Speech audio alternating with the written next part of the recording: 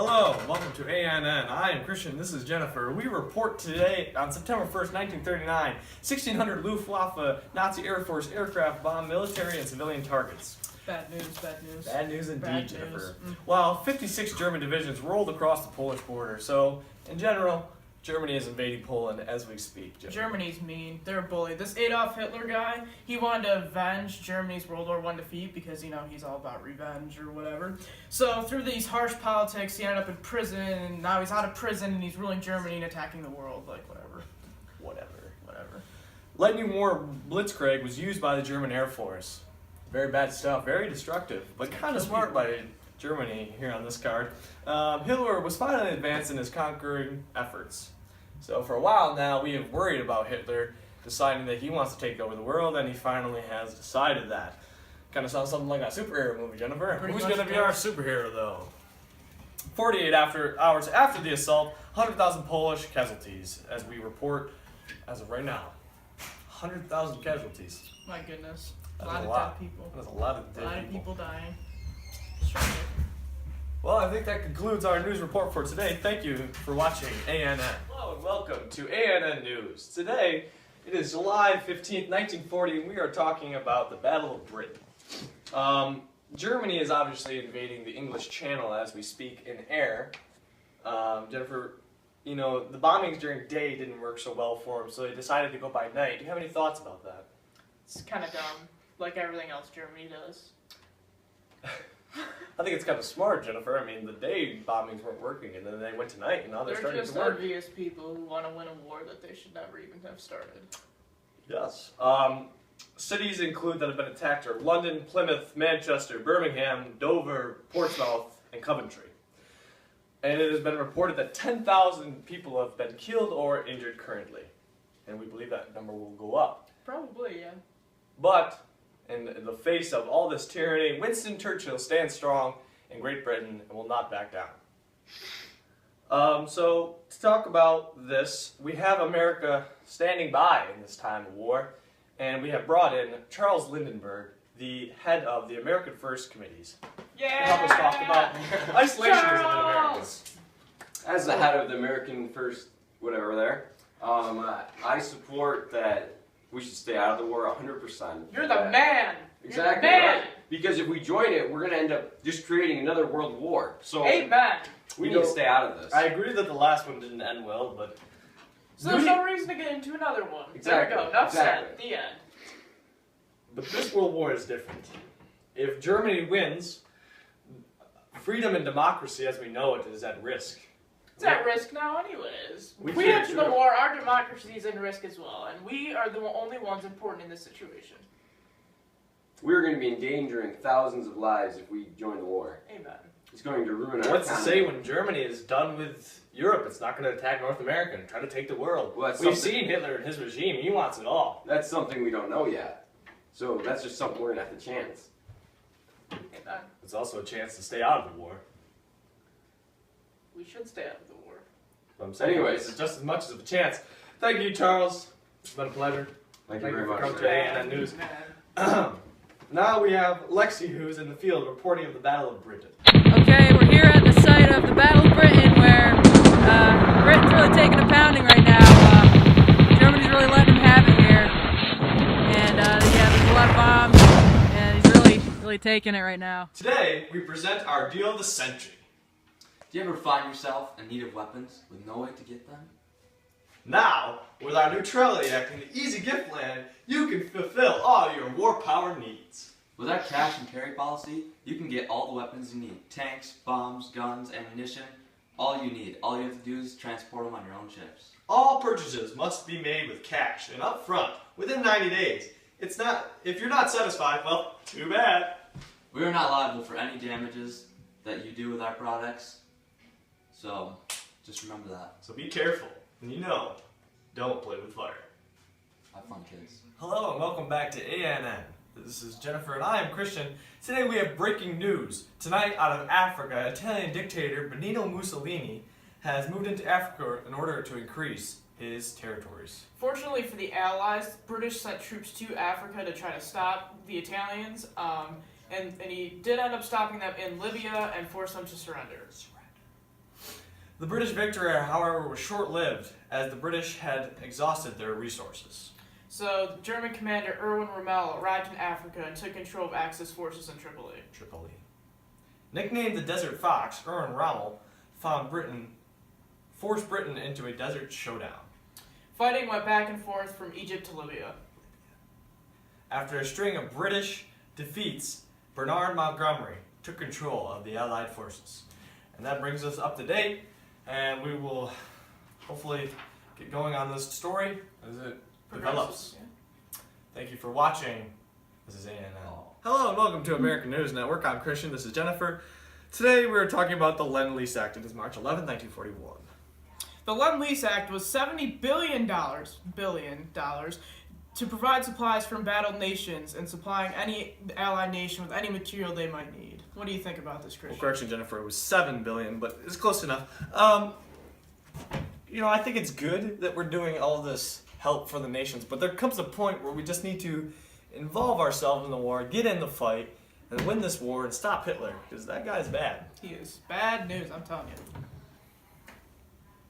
You think, Jennifer? I don't know. This whole thing, it's like, oh, we're just going to throw ourselves into war now, It's just bad news. But anyways, so another thing. FDR empowered, to supply any allied nation with war material on any terms he desired. So the president is kind of given some dictatorship powers here, but I think it's needed in this wartime because these allied nations definitely need our help. They're not winning this thing by themselves. And that's why I think America should enter the war and get out of its isolation. No. We're just going to kill more people like World War I didn't kill enough. Well, Jennifer, I guess we'd agree on one thing. In other news, a volunteer group of pilots joined the fight in Burma against Japan. Now that is action right there, I tell you. It's a waste of time. We're killing more people. We're having people volunteer to die for something that we shouldn't even be involved in. Well, I disagree, Jennifer. I think these people I are don't for even a want to good hear it anymore. cause. I don't even want to hear it. All right. Volunteering their times, their lives. Oh. Put their lives on the line for this country and for other countries. That's sacrifice. We're just opening a can of worms that should never been opened. Well, I guess that concludes this message. Finally. Hello and welcome to American News Network. Today it is August 20th, 1941, and we will be talking about the Atlantic Charter. So pretty much, in a nutshell, the Atlantic Charter was a list of goals of any anti-Axis nations. Basically, it sought to provide a better future for the world, and it expressed America's moral commitment to the Allied cause, which they shouldn't even be committed to in the first place. They should stay their butts out of this war. But Well, duty calls sometimes, Jennifer, and it is our duty as human beings to help out each other for good. our duty as humans is to live, not to die. Well, also in this meeting, it was Churchill and Roosevelt secretly met at Placentia Bay, Newfoundland, to discuss this terms of the Atlantic Charter. It was as you said, a list of common principles of self-determination, freedom of the seas, and economic cooperation. So I think with these three things, we can better ourselves. And as one newspaper editor said, this is as far as you can be into the war without being into the war. We should just stay out. We should just pull ourselves out, have nothing to do with this, get rid of whatever this charter is, and just go home, stay away from it, don't even want to think about it. The isolationism in your tone is kind of ignorant in a way because this world needs our help. This world does not need our help. It does not involve us. America is the big brother of the world. They need our help. Big brothers don't do anything for little siblings. Well, we know that Jennifer had a rough home life. Don't pick on me. Well, I believe that concludes our message for today. Hello, I'm Christian. This is Jennifer. We report to you breaking news on December 7th, 1941. There has been an attack from Japan on Pearl Harbor. Can't even believe this. We had a foot in the door in this war, and then all of a sudden Japan just goes and blows up an island. I can't even believe this right now. We have more than a foot in the door now. There's been reported 3 battleships and 16 other warships were sank. 150 aircrafts were destroyed. 3,581 people are reported dead, and 1,200 are reported wounded in critical condition. What do you believe, Jennifer? That is heavy cost on this day. This day's gonna go down as a day of infamy in America. We're gonna remember this day for a long time. I do believe war will result from this dark day in America's history. And now let's bring to Lexi with our field report from Pearl Harbor. So we're here at Pearl Harbor, and the Japanese are currently launching a surprise attack. Several boats have already been sunk, and many people have been injured. And apparently they ran out of bombs. Oh, no, there's more. Okay. Yeah, I don't know why I'm here. This is actually pretty dangerous. I should probably not be here right now, so we're going to cut back to Hello and welcome to American News Network. I'm Christian, this is Jennifer. Today it is January 20th, 1942, and we will be talking about America in full-fledged war with Japan and the Axis powers.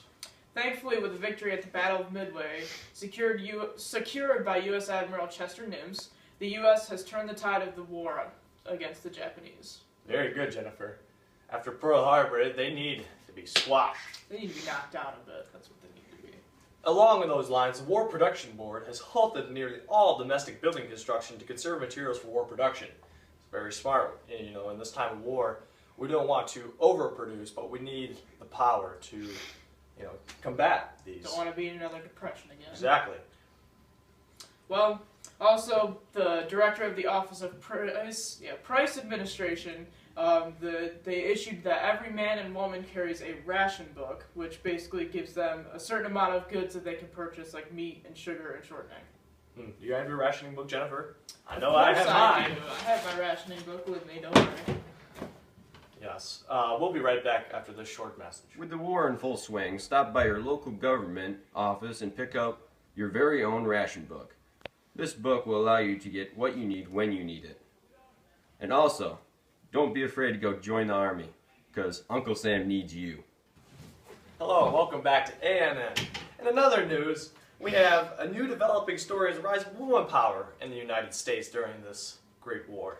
36% of women are now in the job market. Yes, we saw a rise from, I believe, 20% to now 36%. So that's a great increase, and I believe numbers are still going up in the woman power industry. That is true. Now that the men are off at war, somebody's got to take their jobs and I believe keep the place running. She was just hired the other day, actually, I was. at the war production down the road. She builds bombs, so Yep. go Jennifer. Thank you. I believe that concludes our message for today. Thanks for tuning in to ANN. We're here at the bomb factory plant where women are stepping up to take care of the man's job at the factory. Welcome back to American News Network. I'm Christian. This is Jennifer. Today is November 8th, 1942. Breaking news tonight, once more out of Africa's Operation Torch is a go. Go. U.S. General Dwight D. Eisenhower used 850 ships to land troops in Africa. In a 3-day advance, American tanks raced eastward toward Tunisia. With Montgomery coming west, German and Italian tanks were caught in the middle. It's a bad place to be, It is very bad. and we are definitely rooting for the U.S. and Dwight D. Eisenhower and his fearless leadership in this time of war.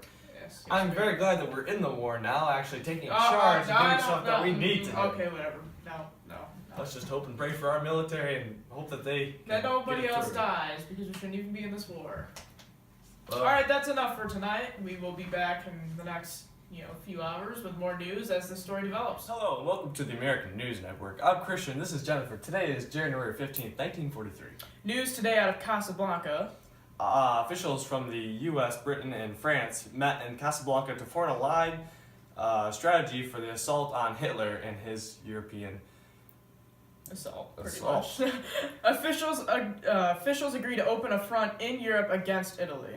A successful invasion there could reopen the Mediterranean Sea lane. So very important. Hitler has taken control much of Europe, and these 3 foreign leaders, well, besides the U.S., want to strike back against Hitler and start making efforts on that, which is totally on isolationism. So good. We go. Alright, whatever. But still, this is a good path to victory, even though we shouldn't even be here. But if we're going to be here, we might as well win. So, Thank you for watching. Hello and welcome to ANN. Today we have breaking news on June 4th, 1944. We have been just reporting that Rome has fallen to U.S. troops. Operation Husky has been a go for months now and has finally led to the successful capture of Rome.